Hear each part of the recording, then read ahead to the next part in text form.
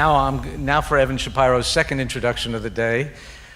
He's a professor of TV at NYU, board member at the American Theater Wing and Ars Nova, a producer of television, film, theater, short-form video, podcasts, you name it, and with a who's who list of artists and companies. Previously, he created CISO, started Pivot TV, ran IFC and Sundance channels, and executive produced or helped create dozens of shows and series, including Emmy winner Hit Record, Emmy nominee Dinner for Five, and Peabody Award winner Portlandia. Early in his career, he helped relaunch the Public Theater Shakespeare in the Park and launched the Broadway productions of Chicago, The Lion King, and Bring in the Noise, Bring in the Funk. He is the chair of One Day Immersion, and our MC for today. Bring in Evan Shapiro.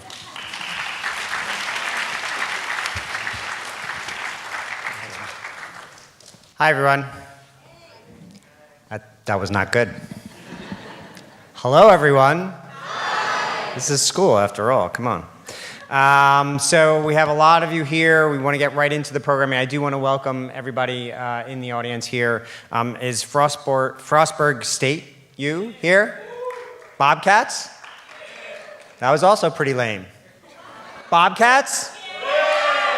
How about Fairleigh Dickinson University? Not yet. We'll get back to them. Syracuse? Thank you so much for coming. Still pretty lame. Syracuse? The orange, right? Otto? Is that a thing? Okay. Stevenson Institute?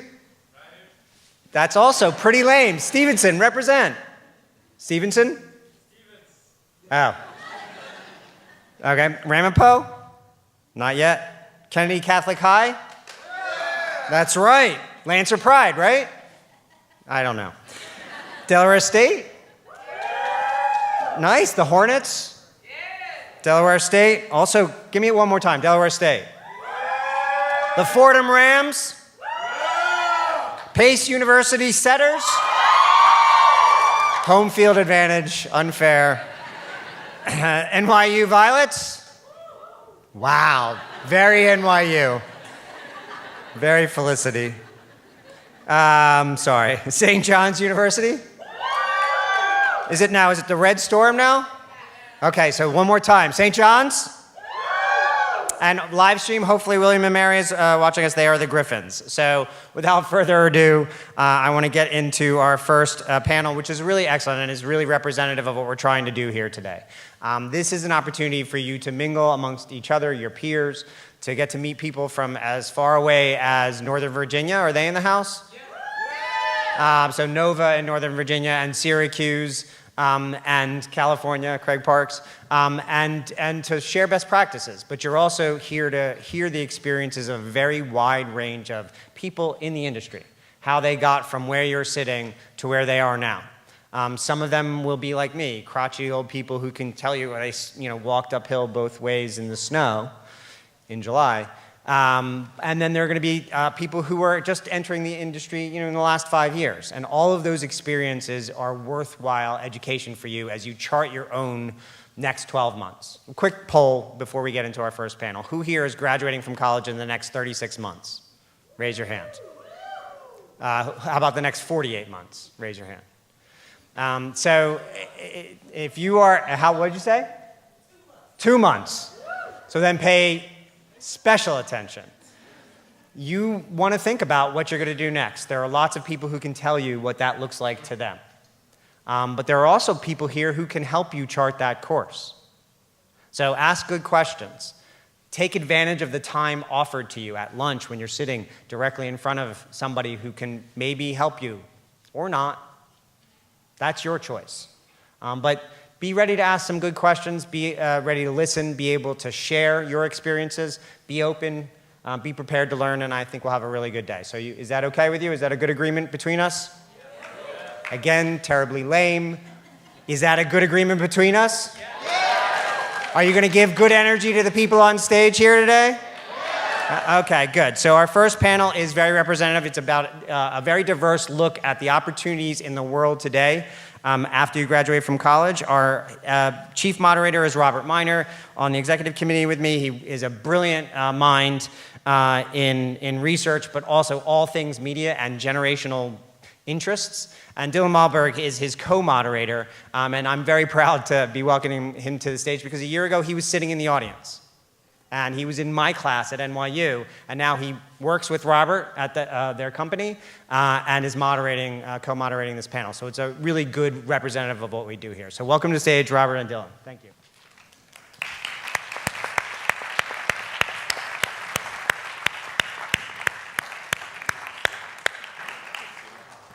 This is a fast-moving industry, and it goes to the young. So in the theme of this conference, we have Dylan moderating today. Dylan, tell them how long you've been in the industry. Approximately 2 months now. Great. And tell them the trajectory that you had to get here. Oh man, it was a long one. Because I was there a year ago. And you just gotta keep meeting people. Then Robert gave me a job. And before that, he was an intern at BBC America, and as Evan mentioned, taking television studies with him as well. So welcome, Dylan. Thank you.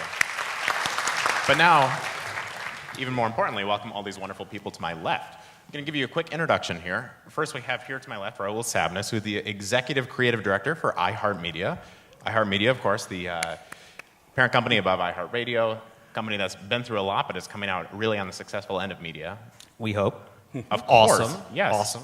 Yes, all good things. Yes. To his left, we have Chaz Maston, the Senior Director of Engineering for Fubo TV, a DMVPD who has traditional MVPDs looking over their shoulder. A VMVPD is television streamed through the internet versus through a set-top box.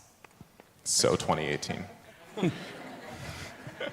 To his left, we have Michelle Strong, who's the SVP of Distribution for A&E Networks. A&E Networks, of course, above A&E, Lifetime, History, and Viceland. Michelle gets to decide where all that content is going to go and what's going to happen in the future. Yes, fair. Fair. To our left, we have Alex Ramsey, the co-founder of Forever Dog Podcast Network. That's it. Hi. They have a marvelous podcast, The Writer's Room, which is an inside look on how TV and shows are made. Well worth checking out. Highly recommend. And to his left, Cheryl Wills, the anchor of New York One Live at 10, as well as the host of In Focus with Cheryl Mills. One of the many awards, Emmy Award winner, I believe, is that correct? Yep. Got a thumbs up. Oh no! Oh, where's her mic?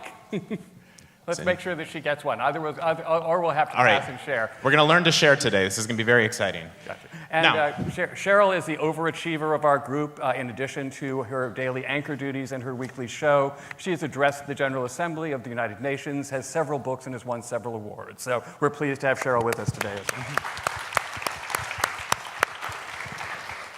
So to our wonderful and diverse in the industry group of guests that we have here today, the first question that I'm going to ask you today is going to be a quite simple one.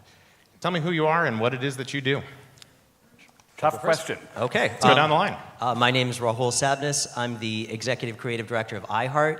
What do I do? My job is to help 15,000 iHearters be the most creative version of themselves. And that applies from anything from, like, if you listen to the radio Z100 to our app, making sure that we're doing the best, most creative version of ourselves. So there you go. Thank you. I am Chaz Maston. I am the Senior Director of Engineering for Fubo TV. And what I do is I help people that are smarter than me build really great technology and do something really, really hard to do, which is deliver hundreds of linear streams online and make sure that there's no disruptions. I'm Michelle Strong. I am the Senior Vice President of Content Distribution with A&E Networks. And what I do is I negotiate distribution agreements for our portfolio of services with companies that air our networks. Hi, I'm Alex Ramsey. I'm the co-founder of the Forever Dog Podcast Network. Being a small company, I'm a lawyer one day, I'm an engineer the next day. So we have a lot of different things that we do, but my focus is in creative development and the post-production side of things for our podcast network. Good morning, everyone. My name is Cheryl Wills. I have worked for Spectrum News New York One for 25 years. That means I can be everyone's mom. And I am the anchor of New York One Live at 10. That means I'm on the air from 10 p.m. to 11 p.m. every night. And it also means I just woke up like an hour ago. I'm also the host of a public affairs talk show called In Focus with Cheryl Wills. And I'm a graduate of Syracuse University. Yeah! Orange Nation. So great. Now, Cheryl and I were commiserating about the fact that we are not morning people. So glad you could be here. I think very few of us in the industry, people are either 5:30 in the morning people in this industry or 10:30 in the morning people in this industry. So I think we have a good group of 10:30 in the morning people here. Bear with us. With that as a note, let's come across the room this way. What is your day-to-day like? Let's start with Cheryl. So my day-to-day is I'm usually asleep until noon because I go way into the night. But I'm always keeping tabs on what's happening in the news. And of course, right now, we're all obsessed with the midterm elections on Tuesday. Is everybody here ready to vote? And I hope everyone's going to vote. This is probably one of the most important elections of our time. And I also, all day long, I'm in tons of meetings, planning meetings, and at the same time, I'm also on book tour. Because when I was a college student, like so many of you, I didn't know that I was the great-great-great-granddaughter of a slave who fought in the Civil War. And I only found this out about 10 years ago, and when I found out, I lost my mind and started writing books like crazy and educating people about the 209,000 black men who helped President Lincoln's army. And I'm really into genealogy, so I'm constantly dealing with two parts of my life, New York one and traveling around the country. So it's Very busy cool. all the time, but that's a good thing. Very cool. Alex. Yeah, so Forever Dog, we have 30 shows between New York and Los Angeles, so a lot of my day-to-day is making sure that those shows have episodes that are of high quality and ready to distribute and go live. So a lot of my day is spent kind of preparing those episodes for release. And then I focus a lot on a lot of our larger audio projects that have a lot more sound design. So we have a couple like big projects like right now that we're doing, one of our podcasts, The Thrilling Adventure Hour, and like we have another one called Beyond, which is more of like a docu-series. So I spend a lot of time like in the room with the hosts and the talent, kind of like writing copy, writing the scripts, and then eventually just putting all the post-production work together. And yeah, that's really it. Very cool. Michelle. Yeah. So I spend a lot of time reading contracts and agreements. I am not a lawyer. I work in the business side of our business, but I work very closely with our legal team. So I spend a lot of time doing that in preparation for contract negotiations for our services. I also work very closely with my team. I lead a team, and they also do that kind of work as well. So I work with them on strategy and tactics so that we can do everything that we can to drive revenue for A&E Networks. I also work with our marketing teams and various other departments to make sure that we are servicing our distribution partners after the deal is done. And I also, in my spare time, I co-lead a multicultural insights team within A&E Networks. And that team is designed to be a resource to the business of A&E Networks and to help in any way that we can, whether it's thinking about titles of series that may have a multicultural spin, or reading scripts, looking at marketing materials, etc., so that we can provide a voice from a multicultural perspective to that content and to those areas of the business. Cool. Jazz. So every day is different, but I oversee 5 different software teams that have to deal with video ingest and output and ads and source switching and signals. And basically, you have your day is divided between identifying problems, which actually you have to spend a lot of time being sort of a data scientist, and looking at all of the incoming data, and there's far more than you can possibly imagine, and figure out why the user is having a rebuffering event, or why there's a problem on this station. Setting up automated tools, learning about new systems, and dealing with people. So I have to do a lot of interviews with new engineers. I have to do, so I ask a lot of technical questions, and sometimes it's things like code review. But it's definitely different every day, and it changes as the seasons go, because Fubo TV is a sports first, so we go from football to baseball to World Series. We are the first ones and the only ones to do the World Cup in 4K this year. So there's a lot of work that has to be done around making sure that the encoding and the packaging is right for the streams. Cool. And Raul. Okay, so my day is crazy. I was about to pull up my calendar to kind of think about what my day is. So I walk in around like 10:15. Usually there'll be some kind of fire that we have to put out about a station that needs a new logo. Our CEO will then say, we need to create a video in the next 2 hours that needs to go to this group over here. Then we flip it around. This is before lunch. There'll be 3 or 4 other weird campaigns we have to create for partnerships with individual brands, like a big telecom company or something like that. And then I usually eat my lunch, which is a kale salad, so I just get it out of my way around like 11:45. We keep going. Then I'll get a call about, hey, we need to have 2 radio spots done in the next hour. Ryan Seacrest needs a new script for tomorrow, and we write it. And it'll go on like that, literally almost like if you've ever seen like HBO Newsroom, it feels exactly like that. It just never stops.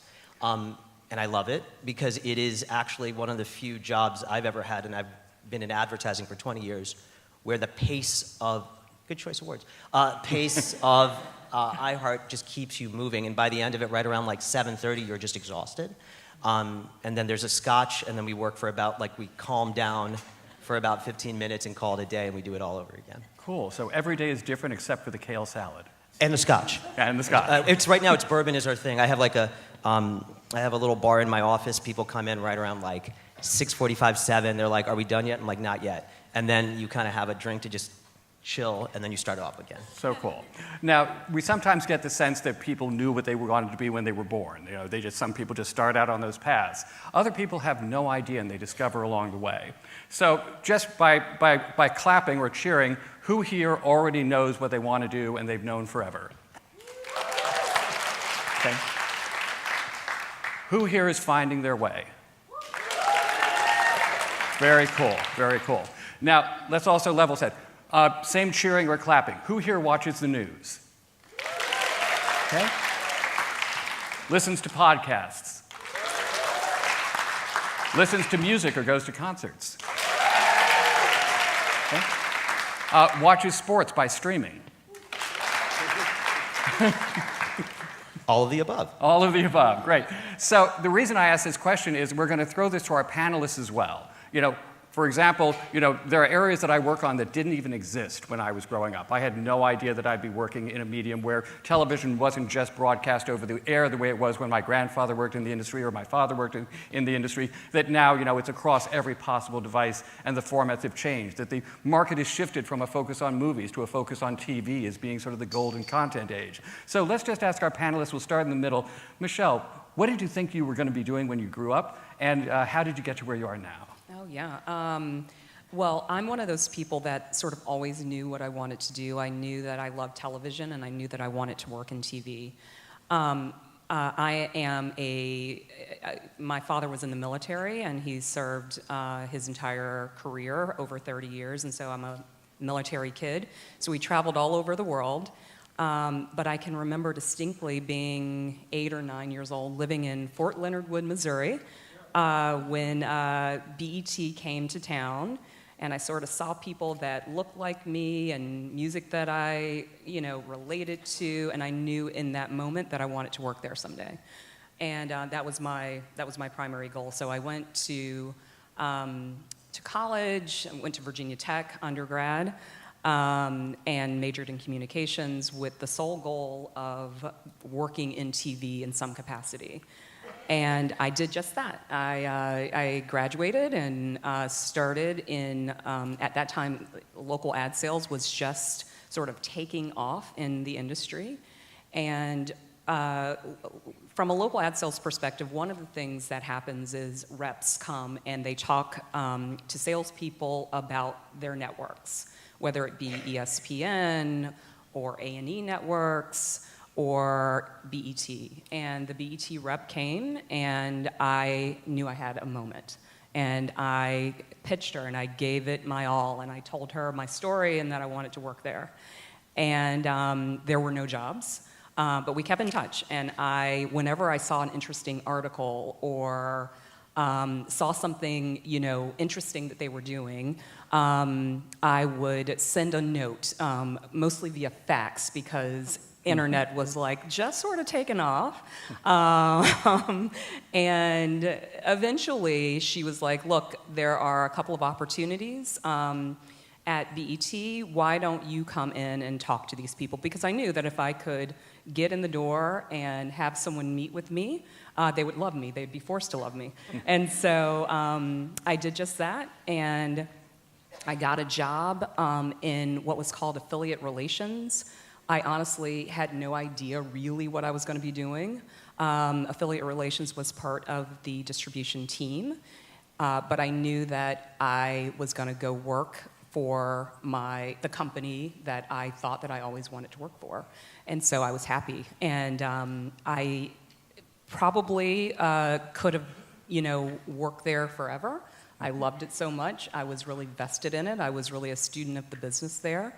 And I rose through the ranks there. A lot of what happens in our industry has a lot to do with consolidation. And so at that time, BET was an independent company, and then it was purchased by Viacom. And so my path was redirected to Disney and ESPN. And so I worked there for a bit, and I loved that too. And then I took a role with A&E Networks, and that's where I've been for the past 10 years. Very cool. Alex, you grew up wanting to do podcasts. My first word was podcast. Always knew I was going to do podcast. No, so I went to NYU, and I was primarily focused in creative writing, but we did a lot of theater and comedy. So we started out as exclusively like a theater troupe, Forever Dog. So we would put on plays every single year. And then we would also be doing comedy in all the comedy clubs in New York, just like more in the sketch and improv side of things. So like UCB, the Magnet, all that stuff. And then it got to a point where we were kind of looking to do either like after college exclusively theater or film, and we had written our first like short film, and we were like so excited to do it. And then we had this like professional production team who budgeted it out for us, and they were like, it's going to cost $70,000 to make that. And we were like, this is completely unsustainable. Like I cannot like have the next move in my career be like a 70,000 5-minute thing or whatever. So there were all these really, really talented comedians and actors and actresses that we were working with. So we were at a point where we were like, we should, if we want to work with them, like how can we work with all these amazing people? So we realized that podcasting was a really cheap alternative. We were able to produce all of our really talented friends' shows by just getting 4 mics and, exporting a digital file and putting it on the internet. So we weren't playing to like basements of 20 people anymore. We were playing to a much larger audience. So that's where we kind of like pivoted from the theater film world into podcasting. So we started to just ask ourselves, like, who are the funniest people who we work with? And we started producing their shows. And it was kind of a thing where we didn't realize it kind of like was making itself as we went. Like one show got kind of big, which allowed us to get another show, which allowed us to get another show. And now 4 years later, we have a podcast network, which is kind of bizarre because we thought we would be doing theater and film, but now we have. It's not always the plan. It's not always the plan. So now we're at a really great place where we have we have like awesome shows from the top comedians in New York and LA. And it's a really exciting time for podcasts. Podcasts are kind of now opening the door for a lot of other cool adaptations. Like I'm sure you're seeing a lot of podcasts are now being adapted into TV shows like Homecoming on Amazon or Lore or Alex Inc. or whatever. So it's a really fertile ground for like IP development as well, which is so exciting. IP is intellectual property. That's Oh yeah, sorry. Yes. Cool. It's like one of like 3 businessy words I know. Yeah, and being a really, really small company, it's like every single day is a new thing. You kind of have to wear a lot of different hats, but we're still around, so All yeah. right. Perfect. And Raul. Me next? I guess I always wanted to be in advertising. It's kind of weird. So imagine a time 20 years ago, a long time ago, when I was growing up as like, my family was like the first Indian family in Maryland. My father was an engineer and my mom was a doctor. Stereotype? Yes. And so here's their kid who wants to go, like I used to watch, they couldn't guide me through a lot of the cultural nuances of being a first generation kid in America. I was born here in DC. And I remember like I would watch TV and I'd watch commercials and I was like, oh, so that's how I'm supposed to dress and that's what I'm supposed to drive and that's what I'm supposed to feel. And I don't want to say that it's just about blatant commercialism, but I remember when I watched it, it made me get feels, right? Like I felt like, oh, okay, I could create a culture around a thing as I grew up. Commercials were very important. TV commercials specifically were very important to me when I was growing up. It made me, it gave me a sense of identity. It sounds really shallow as I say it, but understand that when you are a child of immigrants who do not understand a lot of the nuances, like, I'll give you a dumb example. Like, I've never read the Bible when I was growing up. I'd never read, like, First Testament, Second Testament, and when people would make references to it, I had no idea.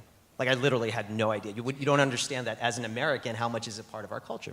So when your parents say, like, hey, you should read the Bhagavad Gita versus the Bible, and you don't know. So anyways, fast forward many years later, I went to Cornell for engineering. Yes, I tried to do my dad thing, and it didn't work. I sucked at it, and I eventually ended up getting my first job as an art director in advertising. And it is, again, really hard to imagine it now, and it makes me really happy I can say this, that when I got to the industry of advertising, the idea of a creative who was Indian was like an oxymoron. Like, it was just not, it didn't exist. It was kind of considered more like, wait, shouldn't you go be an engineer, go be a doctor, go be a lawyer? Do something that is analytical, left brain, not right brain. But when you have a calling and you believe in yourself, you got to just take the friggin' punches and you keep coming back, like one of those boom, boom, and you just keep coming.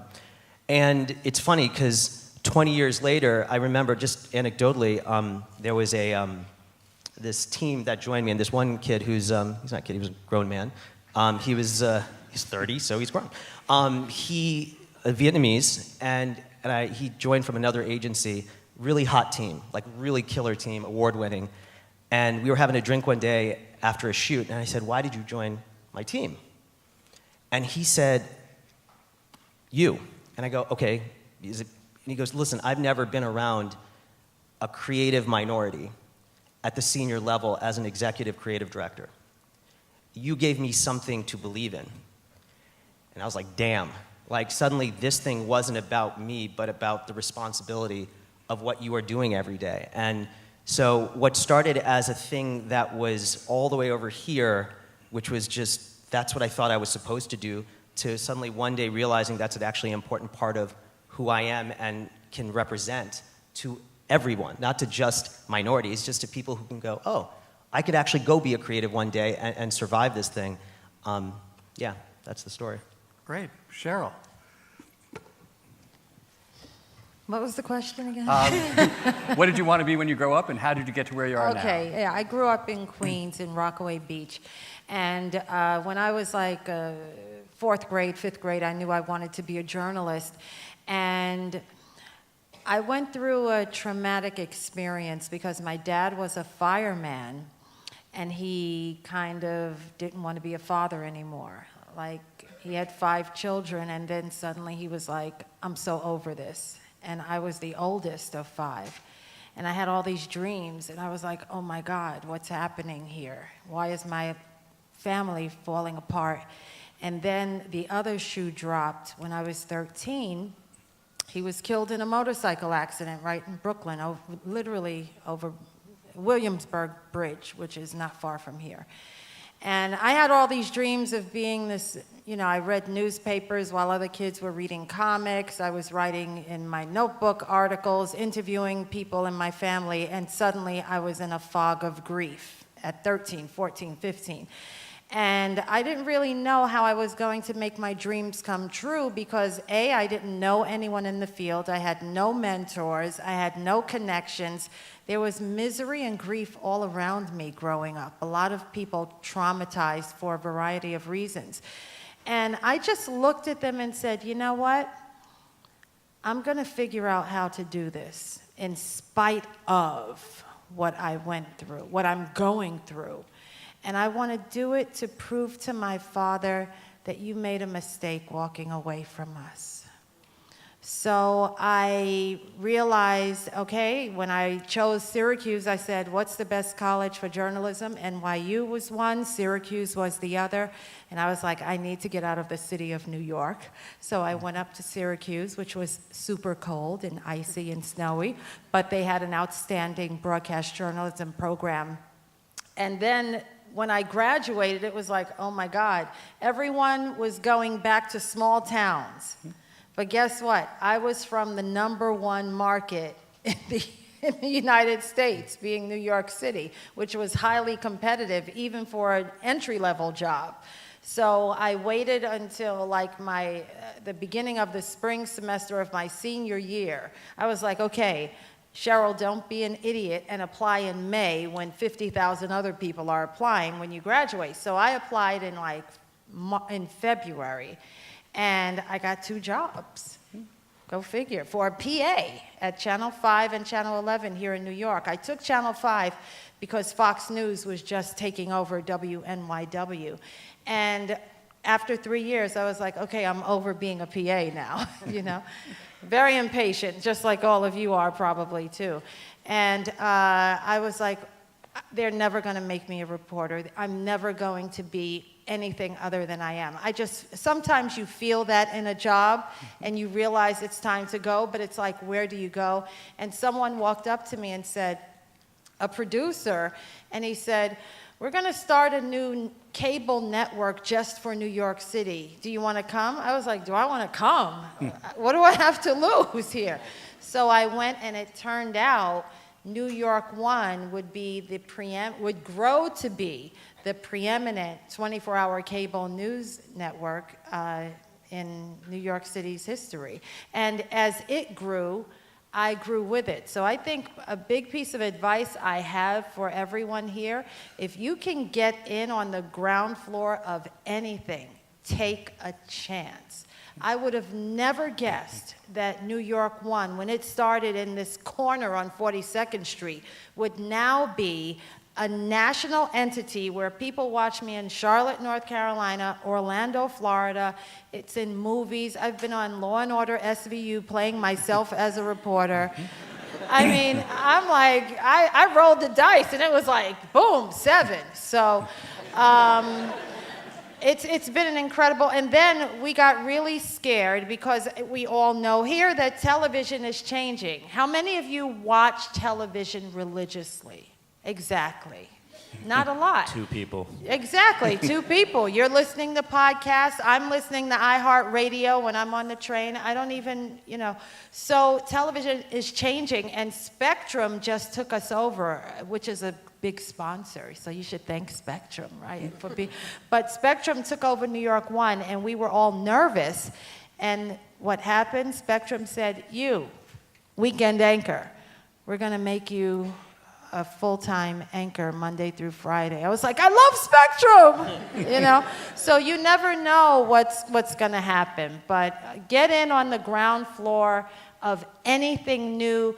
Like he said, he grew up, he didn't know podcasts when he was a kid, right? You didn't grow up. That's all I know. No. Yeah, you didn't know, though. You no got idea. in on the ground floor of something big, and it grew. So I think if you can do that, just take a chance when you're young. I was 20-something years old. I took a chance going to New York One, and it paid off handsomely. Great, thank you. And Chaz? Boy, I don't know if I can follow that one up, but I'll try. So 1979, I'm dating myself here, but I somehow cajoled my parents to getting me an Apple II computer. I learned to program. It was really exciting few years, and then I got ultimately into high school and realized there weren't any girls in the computer lab. So I sort of lost that, and I instead became passionate about performing and acting and and ultimately this led to going to college, getting a philosophy degree. There's no philosophy industry. I don't know if you guys know this, but you really should be careful about the philosophy degree. And then I was like, what can I do with this? Well, I could be a comedian. And I went on the road as a college comedian, performing at college venues like this for 10 years. And I did that because I had an early manager by the name of Barry Katz who said, you got to give it 10 years. And I basically did give it 10 years. And along the way, what happened is Sir Tim Berners-Lee in 1993 rolled out with this thing called the World Wide Web. And that changed everything. And I wanted to get in on the ground floor. And by 1995, 96, I was actually disappointed, sitting in a bar all night waiting for 20 minutes on stage. Like, it just wasn't fulfilling anymore. I wanted to program, I wanted to build stuff, and I was continuing to do that. I built like my comedy group's website and that kind of thing. And along the way, I just said, you know what, this is what I want to do. There's much more enjoyment out of this day-to-day engineering than there was performing. And then this weird thing happened where I got in on the ground floor of the internet. I built a bunch of websites, we sold them, the dot-com crash came and changed the whole industry all over again. Eventually, we could actually deliver video online. And along the way, I realized suddenly all of those skills that I developed on stage performing, being able to talk and communicate with people, that was actually really relevant in dealing with engineers, right, day to day, like being able to, solve problems and being able to reach out to people rapidly. Much like you, I grew up moving from place to place. My dad was a federal agent, so you start thinking not what do I want to do with my life, but what do I want to do in this moment? Like, what do I want to do moving into this new town and the new kid in the class? And I actually think it prepares you for a life in media because it's always going to change, and you just have to be ready to adapt and learn. Great. Thank you, thank you. It's such a great panel, but I know we're running a little bit long on time. I'm going to skip my next questions, and Dylan will go to yours. Well, let's get to the stuff. You guys kind of actually hinted at some of this already in what was like an awesome and like pseudo, like practical wisdom, but also inspirational moment that we all just had. So thank you for all of that. I think one thing that a lot of these people are dealing with is disruption. You've all hinted at that. It almost feels disingenuous to talk about that because I think what I've grown up with and what I think everybody in the audience has grown up with is what is now. And the media industry calls this disruption, but at the same time, this is just what we're used to. A lot is changing, and now we have a bunch of people who are graduating in either 16, 32, 48, 2 months. What did we all decide earlier? What is the practical advice that you have for these students who are going to leave and try to get jobs in an industry that is fast changing, and that some of your jobs actually are evidence of the fact that it's fast changing? And I guess we can just start here on the end row. Yeah, I'm actually a product of a fast-changing. First, our company is changing rapidly. Like in the course of the last 6-7 years, iHeart went from being a bunch of radio stations to being one kind of juggernaut in entertainment. But that, for me personally, what was weird is, so in my former life, I was a chief creative officer here at ECD at Mullen, 360i, like did the whole like advertising route. I'd never been in entertainment, and it was weird because I went from being on the advertising side, so like a creative that does ads, to all of a sudden being on this side, which is the media side. And what was crazy is all my colleagues were like, what are you gonna go do, make a bunch of radio spots? Like, this is what your future is? And I was like, nah, like, dude, it's not that at all. It's gonna be something very different. And you have to keep an open mind. Switching from, like, you have to see, like, where do you think the world is going? And, Finding Nemo, Dory, right? Float. Like, figure out what that next thing is and just kind of go with it. But don't prejudge, because if you prejudge it, you're gonna just basically say, I want to just rigidly be this, and instead of kind of being like this and moving forward. Great. So your brain and your body produce these chemicals, right? Some good, some bad. One of them is dopamine, right? You get a release of dopamine when you accomplish a task, whether it be smoking a cigarette or writing a line of code. Get addicted to dopamine hits that make you learn new things. Because if you become that person, you are unbelievably powerful. If you get addicted to dopamine hits like that, it's just like, I'm smoking cigarettes all day, your brain's telling you you're getting something done and you're not. So get addicted to the right chemicals. And the other chemical you got to get addicted to is serotonin and oxytocin, right? Those are the social bonding chemicals. Because if you become addicted to those, then you're always going to be the good-natured person that people want to work with.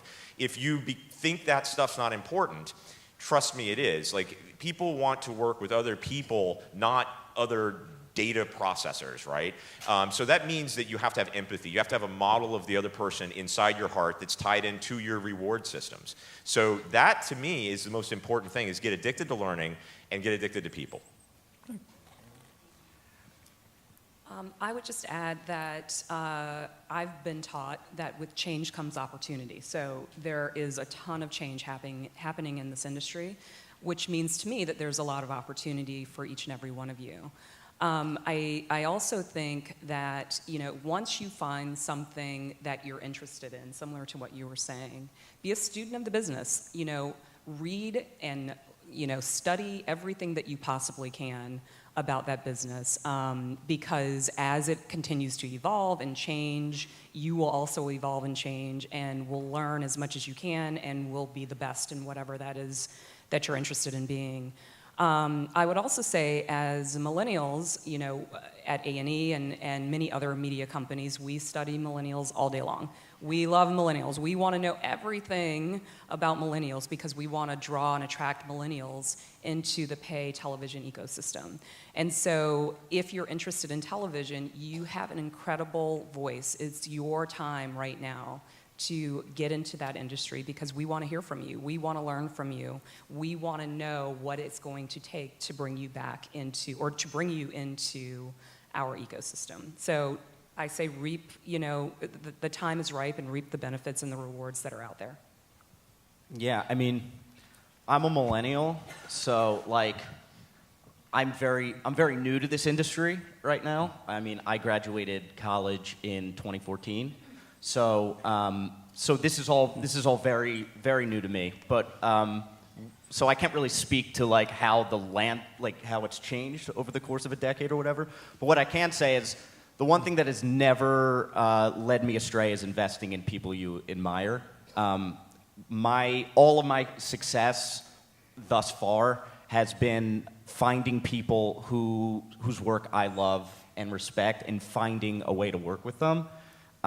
So whatever you are looking to do, and whoever's work you really admire and want to be a part of, find a way in. Our entire podcast network was built around us finding comedians and performers who we wanted to be around, whose work we wanted to produce, and we kind of stopped at nothing until they were on our network, and we were surrounding ourselves with them. And surrounding ourselves with all these people who you admire and whose talent you admire is the reason why I'm here. So I'd say just find those people and be friends with them. Socialize. Try to get in as many rooms with those people and develop relationships, because the more you latch on to all these people, just hitch your wagon to also the people. Yeah, the people that you admire, and then eventually you'll develop the skills you'll pick up stuff along the way, and then, yeah, that's it. That's my advice as a 26-year-old guy. Yeah. My friends, my heartfelt advice is to be fearless and be courageous. Don't let this world back you into a corner where you surrender your dreams. I feel very strongly about that. There are haters everywhere, and they cannot win without your permission. You have to learn how to fight the good fight. I'm telling you.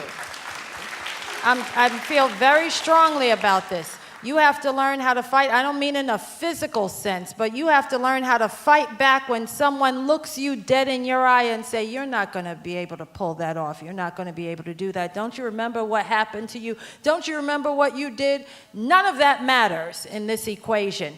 You must be prepared, and you're doing that now by getting a solid education. And once you get that degree, you go forward and, baby, fake it till you make it. That's what most people I know do. Fake it till you make it. Never say die. All right, thank you, thank you. Can we get a hand for all the panel members here today? Right? And I would be remiss if we didn't allow at least 2 questions from the audience. I know we're at time, but any 2 questions from the audience for any of our panelists?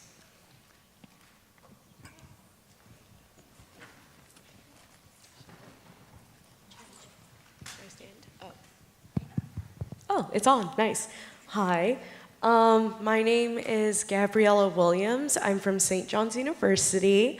And throughout the panel, I've been kind of like writing down a couple of questions.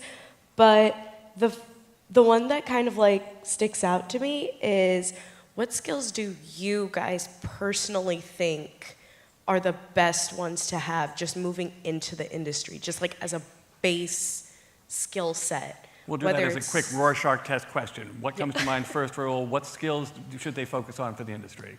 Curiosity. Great. You should be able to use every default program in like a cloud-based environment like Google Office or Microsoft Office. You should be able to be an expert at it because it makes you incredibly powerful. You're a force multiplier if you can do spreadsheets and documents and PowerPoints and everything. Learn all of that. Great. Michelle. I would look. I love data and data sciences, so I would agree with that. I would also say be interested. Come to the table, come to the conversation, interested in learning, growing, and being your full self. Alex. Yeah, ask questions.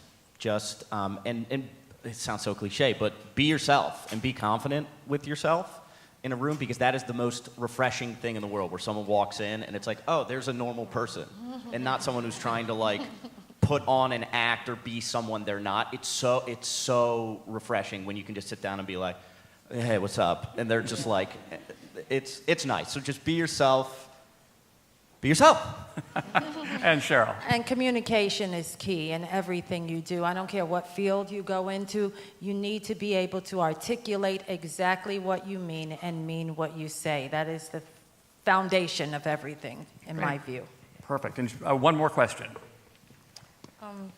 As a female, what advice do you give to the women going into this industry?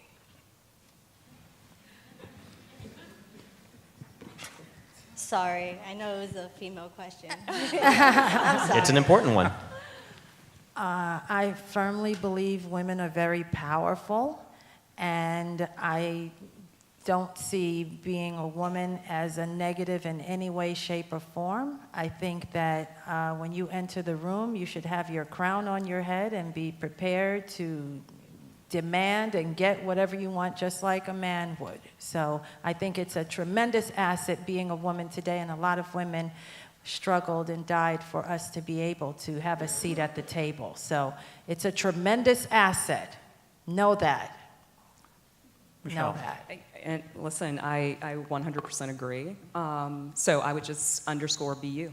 You know, there's being a woman is obviously so amazing, and you bring so much to the table, so much to the conversation. Don't be afraid to let your experiences as a woman shine through. And then also, yes, let me balance this as well, because this is an incredible changing landscape for women, for men, for people who identify across gender or without gender. So let me just throw this open as well to the rest of the floor. This is not about my gender fluidity, but I just have to state this, right? This industry all industries desperately need female software engineers. It's only 10%. I'm telling you, it's a great paying job. It's a consistent, all of the women I know that do it are great at it. And ultimately, I know it's because of the computer lab thing and it's full of geeks and whatnot, but I'm telling you, you can pick up a book and in a year be making $150,000 a year.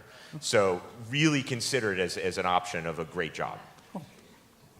Well, Just add to it, for me, I think also being a minority growing up, I never used being Indian as a thing that was making me who I am. It's, are you really effing good at what you do? And if you are, you will fight. I mean, like, you will get there. Sorry, because I actually have mostly women who are a part of my team, my family, and I never hire them because they're women. I hire them because they're better. That's not there's nothing more to talk about for me that way. Like, are you good? Are you great? I'm gonna hire you. Like, that's how this works. And I remember when I first started, there were a lot of other Indians and minorities who are like, hey, I'm Indian, can you help me get a job? And I would be like, yo, your book sucks. Like, I can't do that. You have to stand and deliver every day because there are going to be moments when I'm not going to be there. Are you good? Are you great? And once you know you are, you heard people say on this panel, like, be yourself and believe in it. But once you do, the rest comes really, like, there are going to be people around you who smell it and hear it and want to actually use it to be a part of their family. So, like, focus inward on your greatness and focus outward on making sure other people understand that. And Alex, the gender balance of comedy has certainly been shifting. What advice do you have? I mean, I think everything's been said. I think that applies to comedy as well. I think comedy also has been, like, in the spotlight right now as well, just with a lot of, like, you know, prominent comedians doing bad things. But yeah, I don't really have much to add to it. I think it's that in the comedy world as well. Perfect. And thank you all. Thank you to our panelists. And although we only had time for a couple of questions from the floor, we are here to answer questions anywhere across the day. So don't be shy. Thank you, everybody.